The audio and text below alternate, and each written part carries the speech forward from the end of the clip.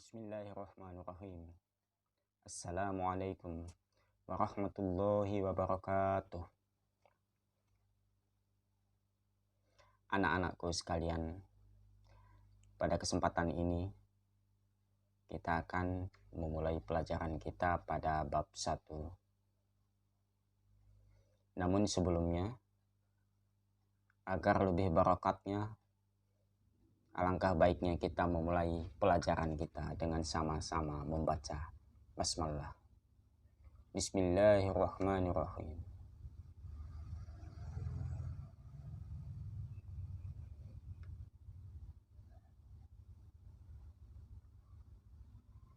Bab pertama yaitu kedudukan nafsu, akal, dan qalbu.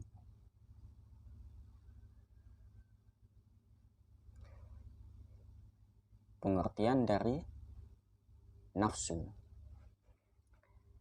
Nafsu secara bahasa berasal dari bahasa Arab, yaitu nafsun, kata mufrad. Jamaknya anfus atau nafsun. Dapat diartikan roh, nyawa, tubuh dari seseorang, darah, niat orang, dan kehendak dan keinginan yang semuanya cenderung ada dorongan hati yang kuat. Secara istilah, nafsu adalah latifah atau sesuatu yang lembut pada diri seseorang yang menimbulkan keinginan seseorang atau dorongan-dorongan hati yang kuat untuk memuaskan kebutuhan hidupnya, baik kebutuhan jasmani maupun rohani. Misalnya, keinginan makan, minum, disanjung, dihargai, dan sebagainya. Nafsu terbagi menjadi 3, yaitu nafsu amarah, nafsu lawamah, dan nafsu mutmainnah.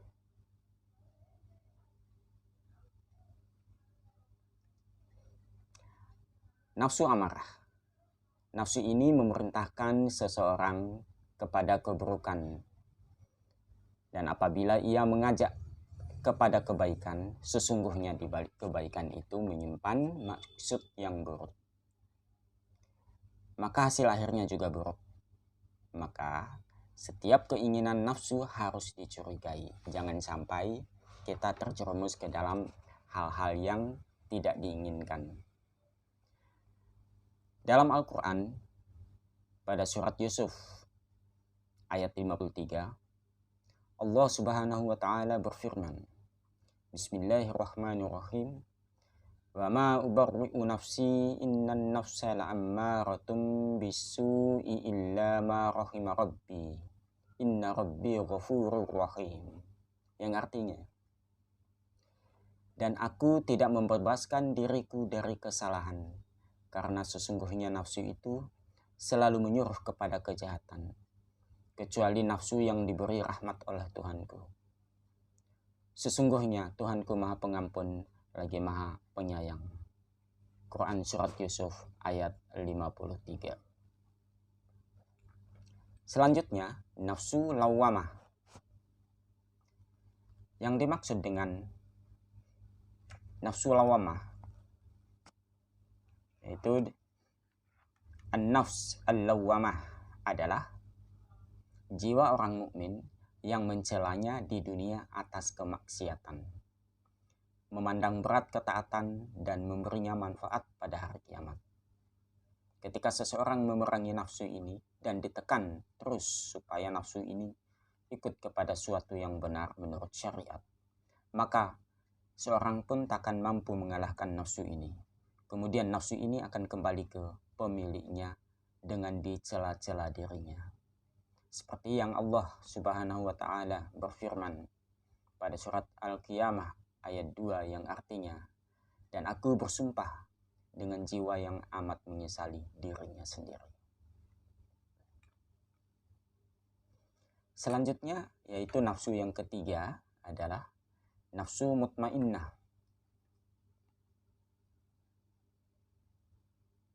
an-nafs al-mutmainnah adalah yang senang kepada Tuhannya dan ridho terhadap apa yang diridhoinya. Disifatinya jiwa itu dengan radiyah atau ridho. Karena ketenangannya kepada Tuhannya mendatangkan keridhaan atas apa yang telah menjadi takdir dan qada. Dengan demikian, bencana tidak membuatnya marah dan kemaksiatan tidak membuatnya berpaling. Apabila hamba ridho kepada Tuhannya, maka Tuhan pun ridho kepadanya.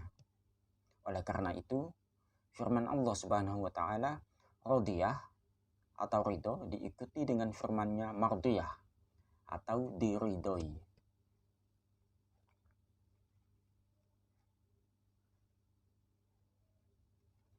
Dalil tentang nafsu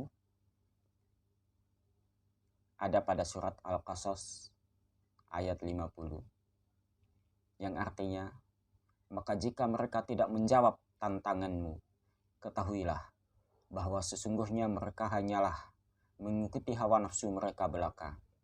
Dan siapakah yang lebih sesat daripada orang yang mengikuti hawa nafsunya dengan tidak mendapat petunjuk dari Allah sedikit pun.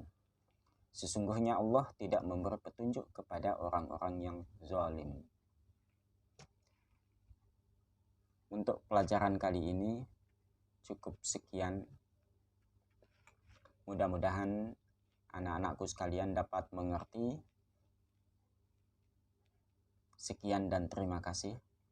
Wabillahi taufiq wal hidayah. Wassalamualaikum warahmatullahi wabarakatuh.